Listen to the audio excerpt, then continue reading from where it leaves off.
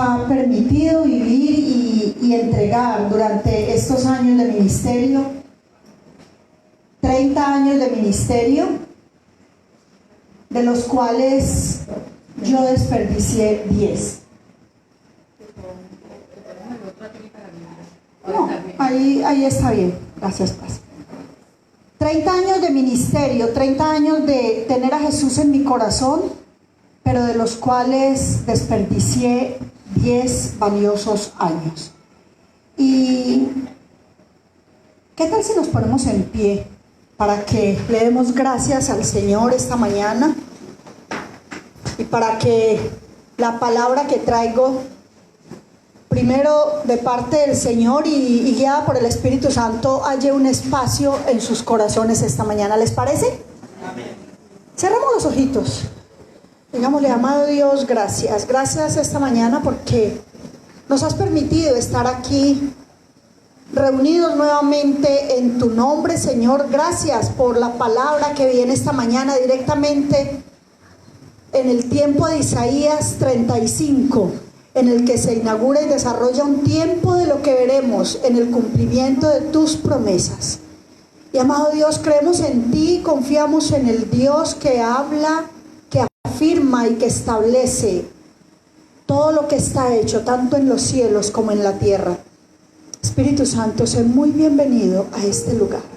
Permite que nuestra alma sea aquietada, nuestra mente, nuestro espíritu, y que esta palabra halle un lugar en nuestro corazón. Te lo pedimos en el nombre poderoso de Jesús. Amén. Bueno, mis amados,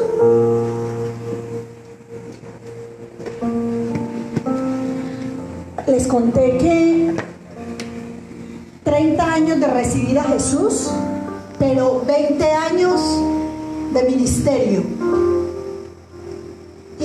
Y todo esto tiene que ver con una historia que el Señor permitió en mi vida para que yo pudiera estar hoy parada acá.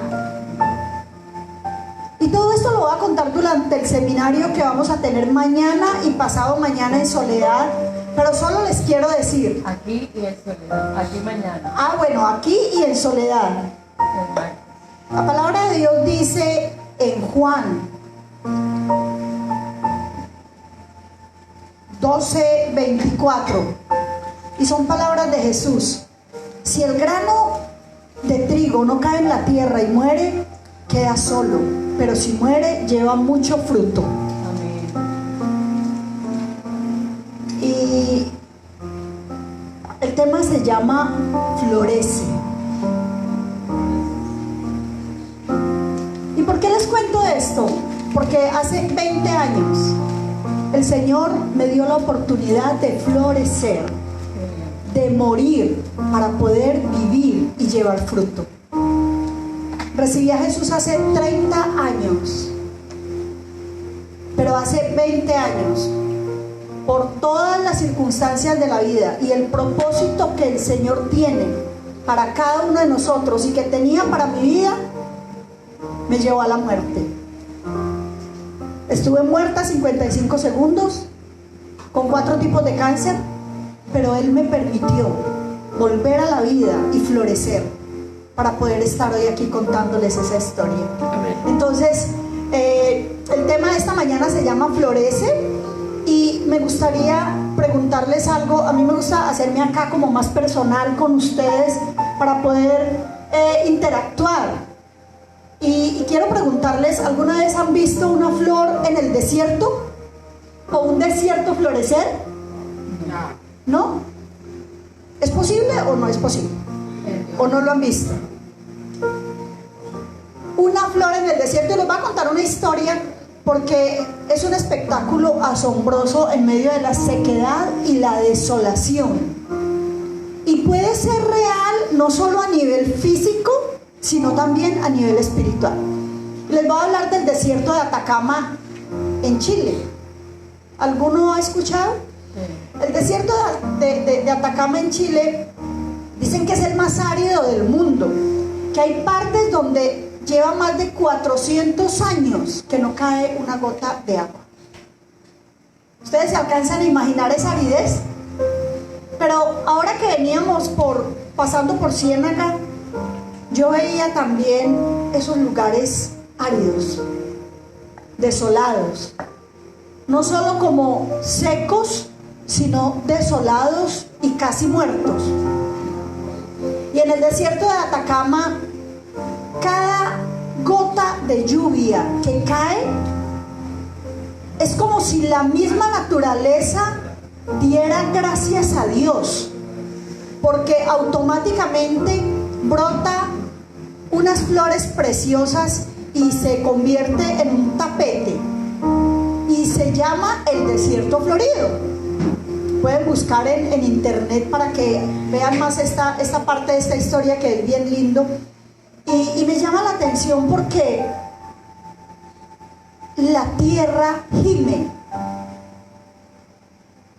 clama y agradece. Y esa es una forma de agradecer cada gota de lluvia que cae a la tierra en medio de la sequedad. Entonces, creo que si la naturaleza lo hace, cuanto más nosotros debemos hacer. Agradecer cada gota de lluvia. Pero me gustaría también preguntarles acerca de la sequedad que hay en nuestro corazón. ¿Qué tanta tierra árida hay en nuestro corazón que no permite que nosotros podamos florecer en medio de la sequedad, en medio de tanta desolación? Y estamos en un tiempo de sequedad, en un tiempo de desolación, en un tiempo de crisis, en un tiempo de angustia. Pero ¿hasta qué punto nosotros no estamos permitiendo que esa agua que está disponible para nosotros penetre, remoje, florezca y dé fruto? Entonces vamos a explorar esta mañana un pasaje de la Biblia que nos lleva a un viaje a través de Isaías 35. Y vamos a ubicarnos en la palabra en Isaías 35, el versículo 1 y 2 únicamente, y ahí vamos a desarrollar el tema de esta mañana. Y aquí hay una profecía acerca de la venida de Jesús, no como cordero, sino como rey. Y Él viene a restaurar a su pueblo y a guiarlos al gozo de su salvación. Y me llamaba la atención cuando el pastor empezó a orar acá y hablaba de la esperanza futura de Sión. Y yo decía, Dios mío, ese es el tema de hoy. Le decía a la pastora, ese es el tema de hoy. La futura, la gloriosa futura de Sión. Y Isaías 35 nos habla de florecer en el desierto, pero no ese desierto físico que nosotros vemos, esas partes áridas y secas que nosotros a veces ni siquiera visitamos, sino del desierto espiritual. Y cómo Dios nos hace florecer aún en los desiertos. Pero nosotros como hijos de Dios y como espirituales podemos florecer en ese desierto a nivel espiritual. ¿Quiénes lo creen esta mañana? Amén. Entonces vamos a leer Isaías 35 del 1 al 2. Y la persona que lo tenga, nos vamos a poner de pie, eso, y lo vamos a leer a la voz de 3. Y yo les voy a leer también una versión que se llama la versión La Pasión. Es una versión poética preciosa, pero vamos a leer la palabra de Dios en el nombre del Padre, del Hijo y con la unción del Espíritu Santo. Isaías 35 del 1 al 2. Futuro glorioso de Sión. Se alegrará. Y se alegrará el desierto y la soledad. El yermo se gozará y florecerá como la rosa. Florecerá profusamente y también se alegrará y cantará con júbilo. La gloria del Líbano le será dada, la hermosura del Carmelo y de Sarón. Ellos verán la gloria de Jehová, la hermosura del Dios nuestro. Y es un texto que no sé si leemos muy seguidamente. Podemos sentarnos, mis amados. No sé si es un texto que leemos muy seguidamente, pero sí estoy muy segura que no lo meditamos mucho. Porque habla de palabras que no utilizamos muchas veces, el Líbano, el Sarón, el Carmelo, y decimos, ¿esto qué es? El yermo. Y seguramente que los pastores y las personas que predican la palabra saben de qué está hablando. Pero muchas veces este texto no lo leemos, y menos en Isaías, hablando de una profecía para nosotros ahora, ¿cierto? Y se los voy a leer en la versión La Pasión, y yo escuché en la lectura otras versiones. RBC. Voy a leerles en la versión La Pasión. Y dice: el desierto y la tierra seca se alegrarán con alegría. El desierto florecerá como una rosa y se alegrarán. Todo lugar seco y árido brotará abundantes flores, bailando y girando con deleite. El exuberante esplendor del Líbano lo cubre, la magnífica belleza del Carmelo y Sarón. Mi pueblo verá la recompensa gloriosa de Jehová, la hermosa grandeza de nuestro Dios. ¿No les parece muy preciosa esa versión poética, La Pasión, que nos habla de la belleza en medio de la sequedad? Y entonces, cuando habla de yermo, quiere decir literalmente vacío. Yermo significa vacío y se usa para describir un lugar desolado, árido y sin vida.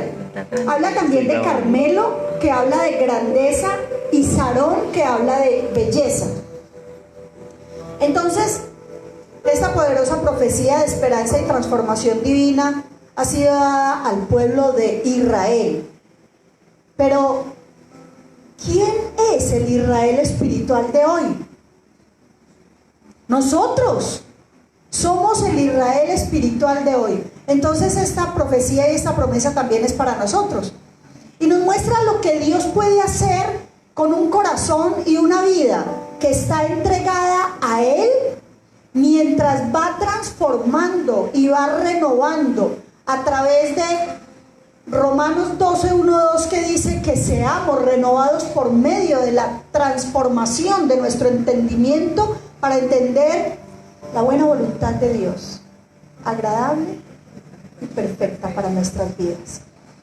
Y este texto nos muestra una predicción que se cumplió en el regreso de los judíos del cautiverio de Babilonia a Jerusalén. Y por eso entendemos que Dios es capaz de tomar lo más árido y desolado y convertirlo en un testimonio vibrante de su gloria y de su hermosura. Pero vamos a empezar a desglosar este texto, porque el versículo 1 dice: el desierto florecerá. Y Isaías habla de un desierto que florece. Ahorita les conté la historia del desierto de Atacama, y a mí me gusta contar muchas historias para relacionarlos con la palabra de Dios, porque creo que Jesús nos hablaba en parábolas, pero también nos dejó historias y experiencias para poder comparar y muchas veces entender mejor. En la Biblia el desierto simboliza tiempo de sequedad, ¿no? Eso está ya claro. Y recordemos cómo Jesús fue llevado al desierto para ser tentado, y hay varios textos que pueden confirmar. Mateo 4 del 1 al 11, o cómo el pueblo de Israel vagó por el desierto durante 40 años. ¿Recuerdan? En Números 14:33. Y estos desiertos representan periodo de dificultad en nuestra vida. ¿Alguien ha pasado aquí por un desierto? ¿Sí? Yo también estuve en un desierto 10 años. Un desierto fuerte. Y eso lo vivimos en la parte natural, en nuestra vida cotidiana. Casi siempre todos tenemos desiertos, o momentos de desierto, momentos de prueba. La palabra de Dios dice: te llevaré al desierto y allí hablaré a tu corazón. Y hablaré a tu corazón, y allí haré, ¿qué dice? Que te enamores de mí. Es en el desierto donde nosotros escuchamos los latidos del corazón del Padre. Cuando estamos cómodos, cuando estamos bien, cuando estamos tranquilos, a veces es difícil acercarnos. Podemos venir a la iglesia, podemos hacer obras, podemos hacer muchas cosas, pero acercarnos a conectarnos con su presencia y a escuchar su corazón solo en los desiertos. De lo contrario es muy difícil llegar allí. Entonces eso lo vemos en lo físico, ¿cierto? Ahora en lo espiritual. Vamos a irnos a la condición de los lugares secos, los lugares muertos, los lugares sin vida, los lugares donde no ha llegado el Evangelio, los lugares donde no queremos ir, porque nos cuesta ir. El Evangelio nosotros lo recibimos porque primero a Dios le plació estar en su redil, para que fuéramos parte de su real sacerdocio, nación santa y pueblo escogido para Él. Pero a veces pensamos que hay personas que no merecen. Y el Evangelio que nosotros recibimos no es para nosotros, es para los otros, es para ellos, es para llegar allá, a esos lugares áridos, a esos lugares donde hay ausencia de agua. Isaías 55:10 habla de que los seres humanos somos la tierra, pero una tierra muy seca, estéril como un desierto. Luego denomina la palabra de Dios como la lluvia y la nieve que cae y humedece nuestra sequedad. Ese aguacero es el propio ser de Dios que llega, que derrama el agua, la riega, brota y da fruto. Y a mí me gusta hablar de Isaías 55:10 porque nos muestra el efecto del ciclo del agua de forma natural. Es lo que hace la naturaleza. ¿Y cómo sucede? El agua cae y la tierra está mojada, pero por medio de el vapor del sol empieza a evaporarse el agua y la tierra vuelve y queda seca. Pero ese vapor forma ¿qué? ¿Qué forma arriba? Nubes. Una nube. Una nube. Y cuando esa nube está muy pesada, ¿qué pasa? Cae el agua. Vuelve y cae el agua y remoja la tierra. ¿Y qué pasa? La germinar. Termina. Vuelve y se forma ese tapete precioso de flores como en el desierto de Atacama. Y en nuestra vida espiritual, ¿cómo funciona? Mis amados, en nuestra vida espiritual es muy sencillo. Para yo subir, primero tengo que bajar. Jesús se baja del trono al pesebre. Pero nosotros, antes de subir a la presencia de Dios, debemos bajar en rendición, en humillación. Y cuando los deportistas van a iniciar una carrera, ¿cuál es la posición que adoptan? Para poder coger impulso, ¿cierto? En nosotros inclinarse es rendirnos, soltar las cargas para poder subir sin peso. Nos inclinamos, pedimos perdón, nos arrepentimos y empezamos ese proceso de evaporación por medio de la alabanza y la adoración. Y para que esas oraciones puedan subir delante del trono de gracia, que puedan llenar las copas de oro que están alrededor del trono. Y cuando yo estoy arriba, llena de la presencia de Dios, ¿alguien ha estado lleno de la presencia de Dios? Amén. Cuando estamos llenos de la presencia de Dios, empezamos a bajar en intercesión. Subimos en adoración, nos llenamos de la chequina, del peso de la gloria de Dios, y bajamos en intercesión a orar por los perdidos. Y esa agua que cae directamente del peso de la gloria de Dios, de la cual yo estoy llena, es la que produce milagros, señales y prodigios. Amén. No por mí, por el peso de la gloria de Dios que recibí en su presencia. Y ahí es donde dice que la palabra no llega vacía, sino que cumple el propósito para la cual fue hecha y fue enviada. Porque a veces oramos, intercedemos, pero vemos que no pasa nada, pero no hemos hecho ese ciclo, no hemos hecho ese proceso. Y la misma naturaleza en Isaías 55:10 nos enseña cómo debemos hacerlo nosotros para que la tierra árida produzca y dé fruto. ¿Sí? ¿Estamos claros hasta ahí? Amén. Ahora,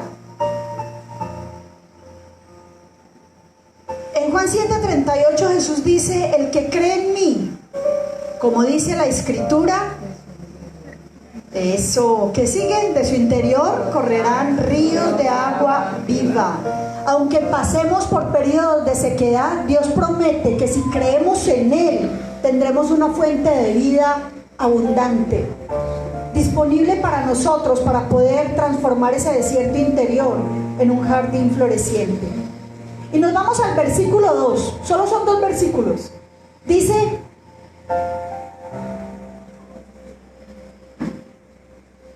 el versículo 2, Dios promete transformar ese desierto en un lugar de vida y belleza. Dice: se alegrará el desierto y la soledad. El yermo se regocijará y florecerá como la rosa. Florecerá profusamente y también se alegrará y cantará de júbilo. Y aquí es donde viene el mensaje de esperanza y de renovación. Porque todo lo que está seco, Él lo va a transformar en algo hermoso y lleno de vida. Y cuando nosotros estamos sin Jesús, estamos secos, muertos, ¿sí? Porque Él nos traslada de las tinieblas al reino de su amado Hijo. Pero en 2 Corintios 5:17 dice: de modo que si alguno está en Cristo, las cosas Viejas pasaron, aquí todo es hecho nuevo. Y yo pregunto, ¿por qué seguimos arrastrando lo viejo? Esa vieja naturaleza, ese lastre, ese peso que nos detiene. Y no florecemos. Y aquí me voy a Gálatas 5:22, me encanta que esté ahí porque yo lo tengo acá también. Porque cuando nosotros estamos en ese proceso de jardín floreciente, Gálatas 5:22 se hace real en mi vida. Entonces está el amor, el gozo, la paz, la paciencia, ahí están. La benignidad, la bondad, la fe, la mansedumbre y la templanza. Permitiendo que el carácter de Jesús empiece a transformar todo lo seco y lo árido y pueda dar vida. Entonces yo ya no muestro la vieja naturaleza, yo ya muestro el carácter de Jesús. Y el Espíritu Santo impregnado en mí, entonces las personas van a querer saber qué está pasando conmigo. Las personas van a querer conocer qué es lo que yo conozco, qué es lo que yo tengo. Y cuando ustedes van a un vivero, ustedes no cogen las flores más secas, ¿o sí? Yo aquí veo unas flores preciosas. Y sé que son artificiales, pero si fueran naturales también, no traeríamos las más secas, traeríamos las más vivas. Y así somos nosotros, como esas flores. Por eso en Juan 15 habla de que lo que no...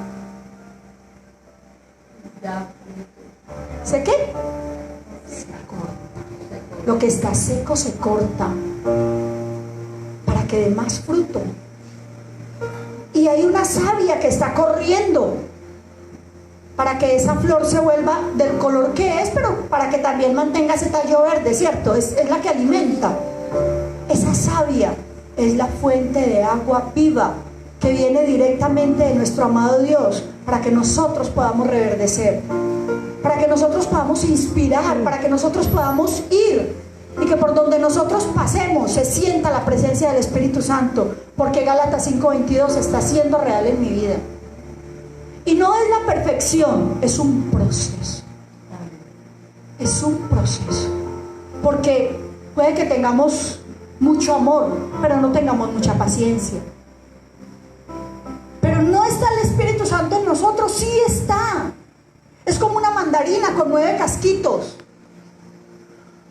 Que si le sacan un casquito, ¿deja de producir jugo de mandarina? ¿No? Sigue produciendo jugo de mandarina, pero más poquito. Y si no tiene templanza, pues le sacan otro casquito. Entonces exprimen esa mandarina y sale, ¿qué sale? Jugo de mandarina en menos cantidad.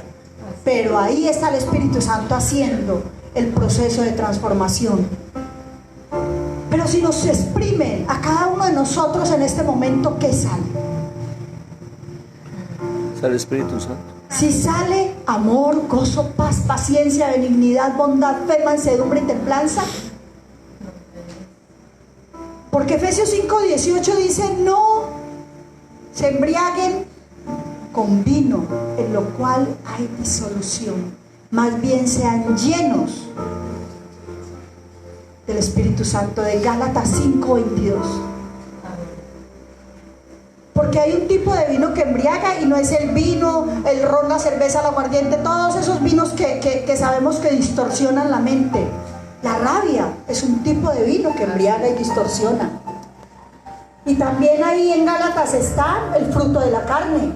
Entonces están los celos, las envidias, ayúdenme, ¿qué más dice ahí? Contiendas, iras, disensiones. ¿Una persona con ira puede pensar bien? No. Tiene la mente distorsionada, igual que si se hubiera tomado una botella de vino.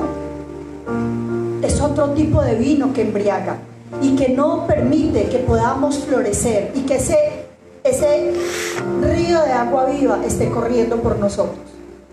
Pero entonces, ¿cómo como espirituales nosotros podemos controlar todo esto y llevar esa sequedad a un jardín floreciente? Entonces hay 4 cosas. Y primero, cuando nos rendimos a Dios, Mateo 16:24 dice: si alguno quiere venir en pos de mí, niéguese a sí mismo, tome su cruz y sígame.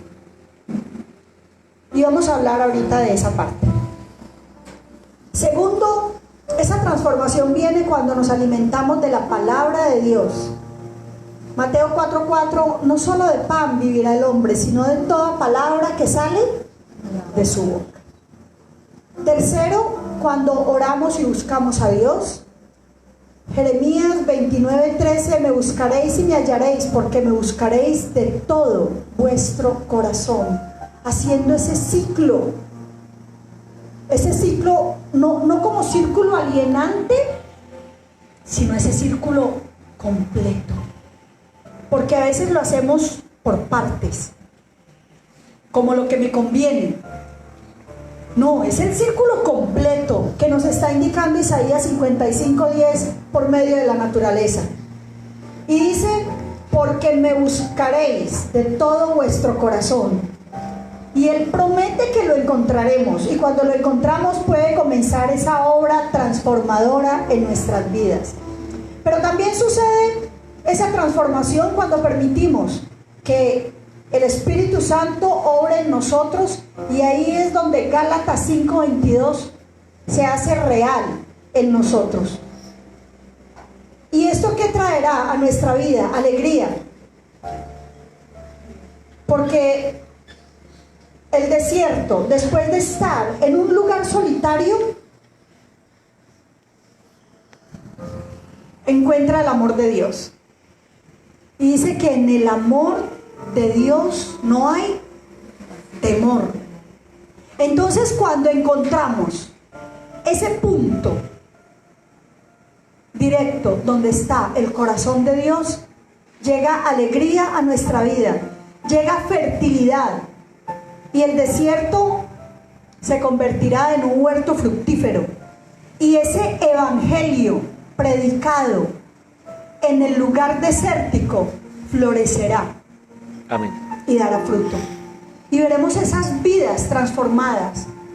A mí me dolía el corazón profundamente. Ahorita que venía y veía cantidad de personas, papás con sus hijos, en medio de la nada. Porque no había agua, había basura, había escombros, y ellos como sin esperanza. Yo le decía, Señor,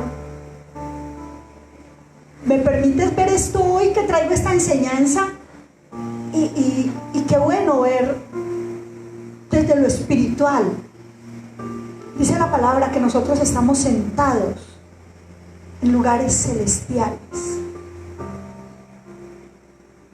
Qué bueno ver desde arriba, no ver desde abajo. Que podamos ver con los ojos espirituales el futuro glorioso que viene para nosotros. Pero nuestros ojos no lo alcanzan a ver. Pero también hay una parte que necesitamos hacer, y es ir. Porque si nosotros no vamos, los que no conocen a Jesús no van a ir. Esa asignación es para nosotros. En Romanos habla de que ¿cómo van a escuchar si no hay quien les predique? Entonces necesitamos tomar esa asignación. Traerá belleza. Y aquí es donde habla de la parte de la superficie de la tierra reseca y desértica, y es comparar el estado de una ciudad desértica con el estado de una ciudad próspera. Es diferente, ¿cierto? ¿Se ve diferente? Yo no sé, mis amados, si ustedes sienten algo en su corazón, pero a mí me duele profundamente ver esos dos contrastes. Unos con tanto y otros sin nada. Pero hay una esperanza. Y nosotros tenemos un legado y necesitamos ser parte de ese grupo de personas que lleva esperanza donde no hay esperanza. Porque así como por nosotros hubo alguien que en un momento pudo haber orado mucho para que llegáramos y estuviéramos aquí, nosotros necesitamos hacer lo mismo por ellos. Por mí oraron mucho, muchos años, 35 años oraron por mí. Porque yo iba a la iglesia, pero yo no era cristiana. Yo iba, me reunía, cantaba, danzaba, oraba, diezmaba, pero yo no quería servir. Hace 20 años que recibí la asignación de parte de Dios, y no la recibí a las buenas, fue a las malas, porque yo no quería. Pero te llevaré al desierto y hablaré a tu corazón, y allí haré que te enamores de mí. Y fue ahí donde yo pude ver su rostro, y Él se encarnó en mí para yo poder estar hoy acá. Necesitamos tener compasión y misericordia. Y termina este texto y dice: verán la gloria de Jehová. Y aquí hay una visión que se extiende hasta el lugar santísimo, donde se derrama toda la gloria de Dios sobre nosotros. En Juan 14:6 habla de que Jesús es el camino, la verdad y la vida.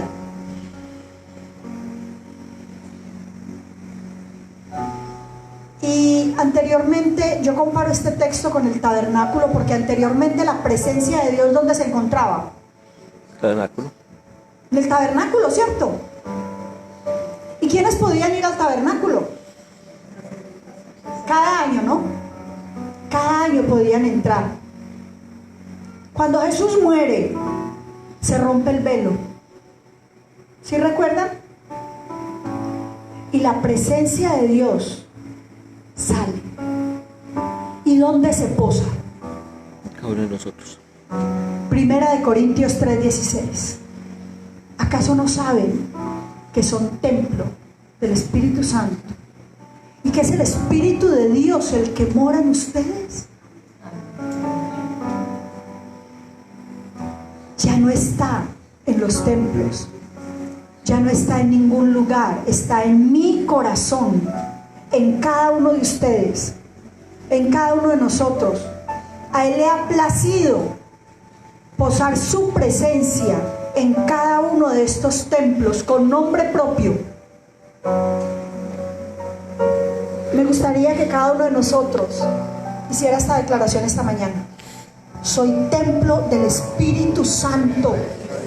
Yo soy templo del Espíritu Santo y es el Espíritu de Dios el que mora en mí.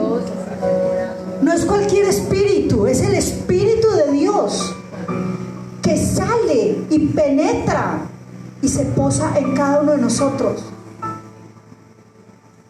Y en el tabernáculo había 3 partes: el atrio, lugar santo y el lugar donde está la gloria de Dios.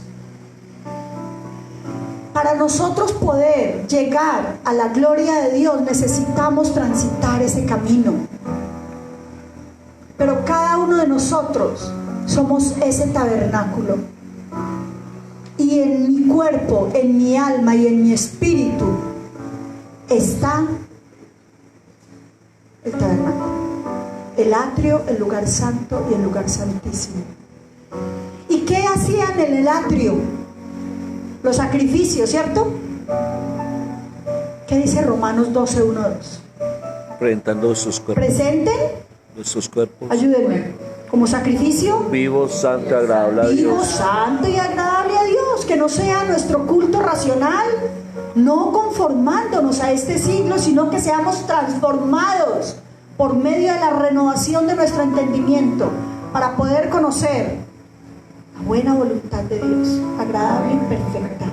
El cuerpo es el atrio, el cuerpo es el camino, el cuerpo es el atrio y es el camino.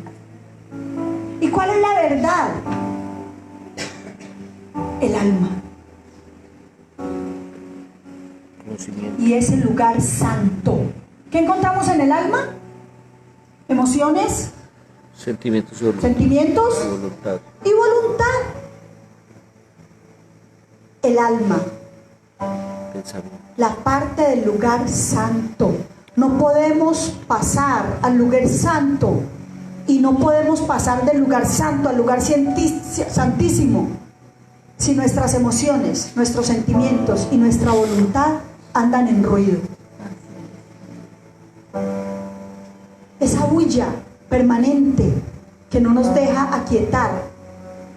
Por eso la oración es que tome el control de nuestras emociones, nuestros sentimientos y nuestra voluntad.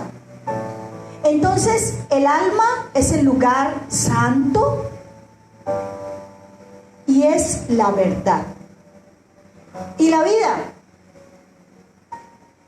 el espíritu, el lugar santísimo,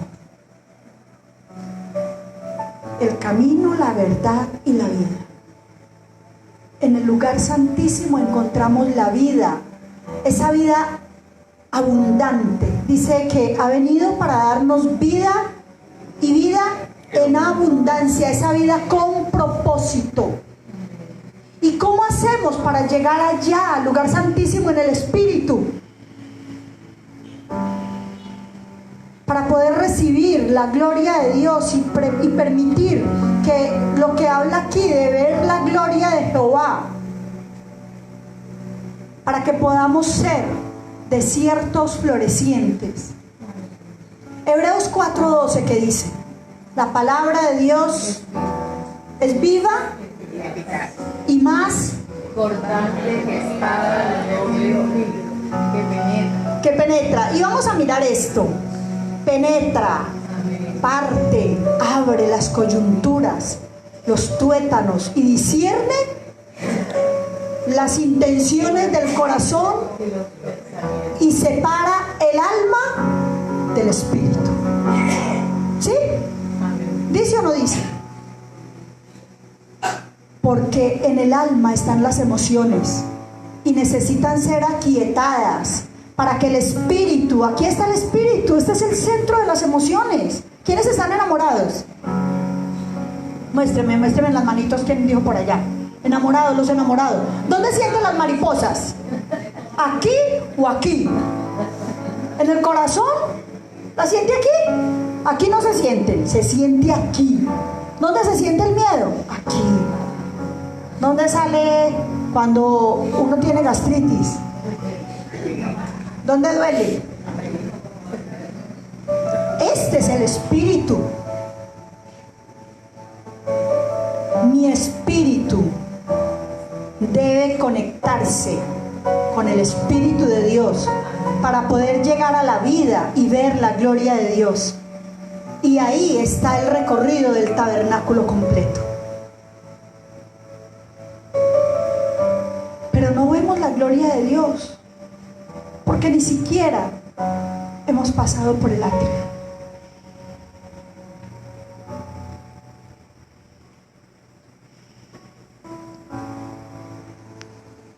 Antes de orar les voy a contar una historia. Seguramente ya la conocen, es muy conocida, pero los que no la conocen, vamos a recordarla. Y es un niño fabrica un barquito de madera y lo hace con mucho amor, pero resulta que ese barquito lo pone en un riachuelito y se le va, coge fuerza y se le pierde el barquito. Después pasa el tiempo y el niño siempre recordando su barquito porque él lo hizo con mucho amor. Lo ve en un almacén y pregunta por su barquito. Ese barquito es mío. Y el Señor le dice: yo lo compré. Si lo quieres, lo tienes que comprar. Y el niño se va desesperado a trabajar. No sé cuántas cosas hizo por conseguir el dinero para comprar su barquito. Pero cuando este niño tiene el barquito en su mano, le dice: ahora eres doblemente mío. Primero te hice y ahora te compré. Somos doblemente de Dios. Primero nos hizo. En el Salmo 139, Dios revela a cada uno de nosotros la forma como nos diseñó, como nos pensó, como nos cinceló, para que amemos el templo del Espíritu Santo donde Él mismo iba a posar. Pero luego, por esa muerte tan dolorosa en la cruz, nos compró a un precio muy alto, el precio de su sangre derramada, para que nosotros viviéramos floreciente, como un jardín floreciente, porque es esa sangre derramada la que está en nosotros, en la que habla en segunda de Pedro, que por su preciosa sangre derramada llegamos a ser partícipes de su naturaleza divina. Mis amados, somos doblemente de Él. Nuestra vida no nos pertenece. Nada de lo que tenemos nos pertenece. Necesitamos vivir para Él.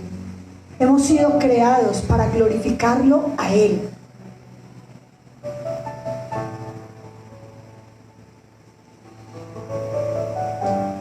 Me gustaría que nos pusiéramos en pie y mientras mientras yo dirijo una oración, cada uno de ustedes piense cuál fue el tiempo, el momento en el cual tuvo esa revelación por parte de Dios, en la cual le dijo: te recibo en mi corazón. Y a partir de ese momento hubo una transformación, porque si Jesús está en nuestras vidas, hay transformación. Amén.